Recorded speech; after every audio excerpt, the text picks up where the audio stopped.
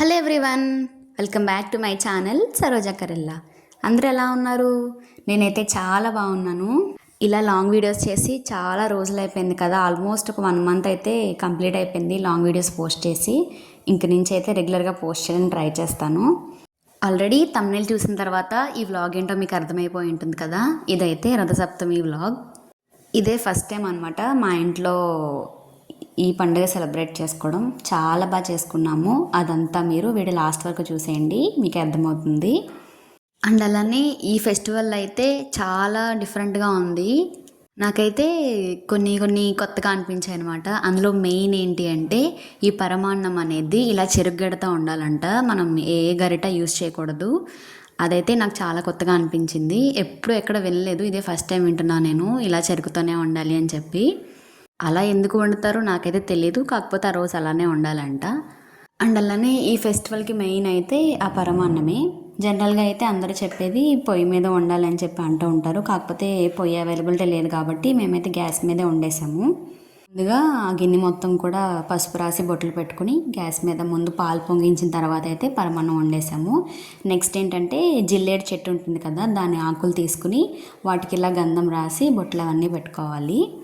నేను ఆల్రెడీ ఇందాక చెప్పాను కదా, ఈ పండగ కొంచెం స్పెషల్గా ఉంది అండ్ అలానే చాలా కొత్తగా అనిపించింది అని చెప్పి. దానిలో ఇది కూడా ఇంకొకటి, ఇలా చిక్కుడుకాయలన్నిటితో కలిపి మనం రథం ప్రిపేర్ చేయాలంట. నేనైతే ఫస్ట్ టైం చేశాను ఇది, కాకపోతే బాగానే వచ్చింది. చాలా వీడియోస్ చూసిన తర్వాత యూట్యూబ్లో నేను కూడా ట్రై చేశాను చిక్కుడుకాయలతో రథం చేయడం అనేది. కాకపోతే ఫస్ట్ అటెంప్ట్లోనే నాకైతే బాగానే వచ్చింది రథం అంతా కూడా. నెక్స్ట్ ఇలా మనం ముందుగా గంధం పెట్టుకుని కుంకుమ పెట్టిన ఆకులన్నిటినీ కూడా ఇలా రౌండ్గా మొత్తం అన్నీ కూడా 7 ఆకులు చేయాలంట. అవన్నిటిని అలా మధ్యలోకి పెట్టి దానిలో మనం ముందుగా ప్రిపేర్ చేసుకున్న చిక్కుడుకాయ రథాన్ని కూడా పెట్టేశాను. నెక్స్ట్ ఈ పండుగ ఏంటంటే మనం సూర్య భగవానికి చేస్తాం. సో కాబట్టి మా దగ్గర సూర్యుడికి సంబంధించిన ఫోటో కానీ అలాంటివి ఏం లేవు. సో అలా లేని వాళ్ళైతే ఇలా తమలపాకు ఉంటుంది కదా, దానిలో సూర్యుని కింద అలా గంధంతో వేసి బొట్టు పెట్టుకుని కూడా చేసుకోవచ్చు అంట. సో నేనైతే అలా సూర్యుడిని తమలపాకులో వేసి కుంకుమ పెట్టి ఆ రథం లోపల అయితే పెట్టాను. సూర్యుడికి మెయిన్గా రెడ్ కలర్ అంటే చాలా ఇష్టం అంట. అందుకని చెప్పి ఈరోజు మనం చేసే పూజలో ఎక్కువగా రెడ్ కలర్ ఉండేలా చేస్తాము. నార్మల్గా మనం అయితే అక్షింతలు పసుపుతో కలుపుతాం కదా, ఎల్లో కలర్లో ఉంటాయి, కాకపోతే ఇవి రెడ్ కలర్లో చేయాలి. సో అందుకని చెప్పి బియ్యంలో కొంచెం కుంకుమ యాడ్ చేసి నేను అక్షింతలు అయితే ప్రిపేర్ చేశాను. నెక్స్ట్ అలానే రెడ్ కలర్ పూలు అంటే ఇష్టం కాబట్టి తర్వాత అయితే పసుపు గణపతిని తయారు చేస్తున్నాను. మనం ముందు ఏ పూజ చేసుకున్నా కానీ ఎటువంటి విఘ్నాలు లేకుండా పూజ కంప్లీట్ అవ్వాలి అని చెప్పి ముందైతే విఘ్నేశ్వరునికి మనం పూజ చేసుకోవాలి కదా. సో అందుకోసం అయితే పసుపు గణపతిని చేస్తున్నాను. చేసి అలాగే ఆయనకి బొట్లు అవన్నీ కూడా పెట్టేశాను. మనం చేసుకున్న ఆ గణపతికి పూలతో అలంకరించేస్తున్నాను. ఈ పసుపు గణపతిని కొంతమంది అయితే గౌరీదేవి అని, ఇంకొంతమంది అయితే పసుపు గణపతి అని పిలుస్తూ ఉంటారు. రెండు సేమ్, రెండిట్లో ఏదైనా ఒకటే, కాకపోతే కొంతమంది ఒకలా ఇంకొంతమంది ఇంకొకలా పిలుస్తారంతే.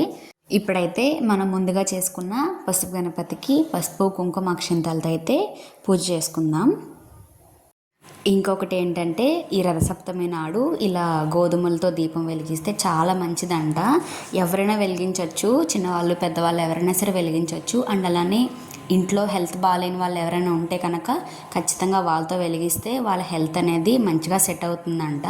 ఈ గోధుమల దీపం అనేది చాలా మంచి రిజల్ట్ అయితే ఇస్తుందంట వెలిగించడం వల్ల.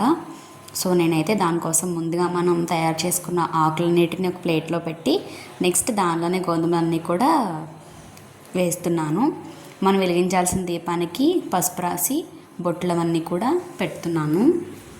మనం డైలీ ఇంట్లో చేసే దీపారాధనలా కాదు, ఇంట్లో మనం అయితే 3 ఒత్తులు వేసుకుంటాం కదా ఒకటే ఇలా చేసి. కాకపోతే ఈరోజు అలా కాదు, ఏది చేసినా కానీ చాలా వరకు అయితే 7 అనే నెంబర్ని యూజ్ చేస్తున్నాము. ఎందుకంటే ఆకులు కూడా మనం 7 పెట్టాము. అండ్ అలానే ఈ ఒత్తులు కూడా 2 ఒత్తుల కింద కలిపి అలా 7 పెట్టాలి. నెక్స్ట్ ఆ రోజు ఏంటంటే నువ్వుల నూనెతో కానీ ఆవు నెయ్యితో కానీ దీపారాధన చేస్తే చాలా మంచిదంట. సో నేనైతే ఇక్కడ ఆవు నెయ్యి యూజ్ చేస్తున్నాను. ఆ సూర్య భగవాన్తో పాటు మన విఘ్నేశ్వర్ కూడా పూజ చేయాలి కాబట్టి ఆయన దగ్గర కూడా నేను ఒక దీపాన్ని అనేది ఆవు నెయ్యి వేసి పెడుతున్నాను. మనం ముందుగానే గోధుమ దీపాన్ని అయితే రెడీ చేసుకున్నాం కదా. సో అయితే నేను అప్పుడు ఆ గోధుమ దీపం చుట్టూ కూడా ఇలా పూలతో అలంకరిస్తున్నాను. మనం ఏ పూజ చేసుకున్నా పూజలో మెయిన్గా ఉండాల్సింది పువ్వులే కదా. సో ఆ పువ్వులన్నిటితో కూడా అలా అలా అలంకరిస్తే ఆ పూజ అనేది చాలా నిండుగా కనిపిస్తుంది. పూజలో మెయిన్గా అట్రాక్టివ్గా కనిపించేవి ఏంటి అంటే మనం చేసిన దీపారాధన అండ్ అలానే పూలతో చేసిన అలంకరణ మాత్రమే కదా. సో అందుకని చెప్పి మంచిగా ఆ గోధుమ దీపం చుట్టూ కూడా పూలతో మొత్తం అలంకరించాను. చూడడానికి చాలా నిండుగా అనిపించింది నాకైతే. ఇంకా పూజ కోసం అయితే అంతా రెడీ అయిపోయింది. సో ఇంకా ఫైనల్గా దీపారాధన చేసే టైం అనమాట ఇది. మంచిగా మన మనసులో ఉన్న కోరికలన్నీ కోరుకుంటూ ఆ దీపారాధన చేసుకుంటే ఆ సూర్య భగవానుడు ఖచ్చితంగా మన కోరికనైతే తీరుస్తాడు. నాకైతే ఈ రథసప్తమి అనేది చాలా స్పెషల్గా అనిపించింది. దీపారాధన చేసిన తర్వాత అయితే మనం ముందుగా పరమాన్నం చేసుకున్నాం కదా, అదంతా కూడా స్వామివారికి నైవేద్యంగా పెట్టాలి. ఇందాక నేను ఒక విషయం చెప్పడం మర్చిపోయాను. ఈ పరమాన్నం అనేది ఓన్లీ ఆవు పాలతో మాత్రమే చేయాలి. అండ్ అలానే మనం ఎప్పుడు పరమాన్నం చేసినా బియ్యం అనేది ముందుగానే నానపెడతాం కదా. సో అలా అయితే అస్సలు చేయకూడదు. బియ్యాన్ని ఓన్లీ ఆవు నెయ్యితో మాత్రమే కలిపి ఉంచాలి. వాటర్ అస్సలు యూజ్ చేయకూడదు. అండ్ అలానే పరమాన్నంలో కూడా ఏమి వేయకూడదు. డ్రై ఫ్రూట్స్ కానీ అవన్నీ ఏం వేయకూడదు. ఓన్లీ బియ్యం అండ్ అలానే బెల్లంతో మాత్రమే చేయాలి. అండ్ ఇంకొకటి ఏంటి అంటే గరిటె మాత్రం యూజ్ చేయకూడదు. అలా చెరుగడతో మాత్రమే చేయాలి. అదే ఈరోజు స్పెషాలిటీ అనమాట. నెక్స్ట్ ప్రసాదాన్ని నైవేద్యంగా పెడుతున్నాము. దాంతోపాటు రేగికాయలు కూడా పెట్టాలంట ఆ పరమాన్నంతో పాటు. ఈ పరమాన్నం కూడా 7 ఆకులలో పెట్టి పెడుతున్నాము. ఇందాక చెప్పాను కదా అన్నీ కూడా 7 అనే నెంబర్తో చేయాలని చెప్పి.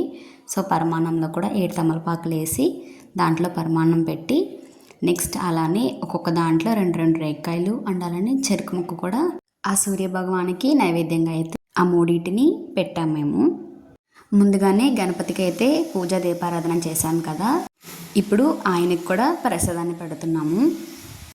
మా పూజ అయితే చాలా బాగా జరిగింది. అండ్ అలానే పూజ అంతా కంప్లీట్ అయిపోయిన తర్వాత ఆ స్వామివారికి కొబ్బరికాయ కొట్టి అండ్ అలానే మనస్ఫూర్తిగా ఉన్న కోరికలన్నిటినీ కూడా కోరుకుంటే ఆయన ఖచ్చితంగా అవన్నీ తీరుస్తారు. సో ఇదైతే ఇవాల్టి మా రథసప్తమి వ్లాగ్. ఇది మీ అందరికీ ఎలా అనిపించిందో కామెంట్ సెక్షన్లో ఖచ్చితంగా కామెంట్ చేయండి. అండ్ అలానే మీ ఇంట్లో మీ రథసప్తమిని ఎలా సెలబ్రేట్ చేసుకున్నారో అది కూడా కామెంట్ సెక్షన్లో చెప్పండి. ఇంక నుంచి అయితే నేను రెగ్యులర్గా లాంగ్ వీడియోస్ కూడా అప్లోడ్ చేస్తూ ఉంటాను. మీ అందరూ నన్ను ఇలానే సపోర్ట్ చేస్తారని మనస్ఫూర్తిగా కోరుకుంటున్నాను. ఇంకెవరైనా ఇప్పటివరకు మన ఛానల్ సబ్స్క్రైబ్ చేసుకోకపోతే వెంటనే వెళ్ళి ఛానల్ సబ్స్క్రైబ్ చేసుకుని పక్కన ఉన్న బెల్ ఐకాన్ కూడా యాక్టివేట్ చేసుకోండి. అలా చేయడం వల్ల నేను పెట్టే ప్రతి వీడియో మీ వరకు వస్తుంది. అండ్ అలానే లాస్ట్ వరకు చూసినందుకు థ్యాంక్ యూ సో మచ్ అందరికీ. వీడియోనైతే లైక్ చేసి వెళ్ళండి. పూజ అంతా ఫినిష్ అయిపోయింది కదా, ఇంకా లాస్ట్లో అయితే స్వామివారికి హారతి కూడా ఇస్తున్నాము. స్వామివారితో పాటు మీరు కూడా హారతిని తీసేసుకోండి. అండ్ అలానే మీకు నా ఛానల్లో ఎలాంటి కంటెంట్ కావాలి, ఎలాంటి టైప్ ఆఫ్ వీడియోస్ కావాలి అనేవి కూడా కామెంట్ సెక్షన్లో కామెంట్ చేయండి. నేనైతే ఆ వీడియోస్ చేస్తాను. పూజ అయితే అయిపోయింది. ఈరోజు నా కోరికలతో పాటు మీరు కోరుకున్న కోరికలు కూడా తీరాలి అని చెప్పి ఆ సూర్య భగవాన్ అయితే మనస్ఫూర్తిగా కోరుకుంటున్నాను నేను. ఆ రోజు లంచ్ అయితే నేను అరిటాకులో తిన్నాను. నాకు చాలా ఇష్టం అరిటాకులో భోజనం చేయడం అనేది.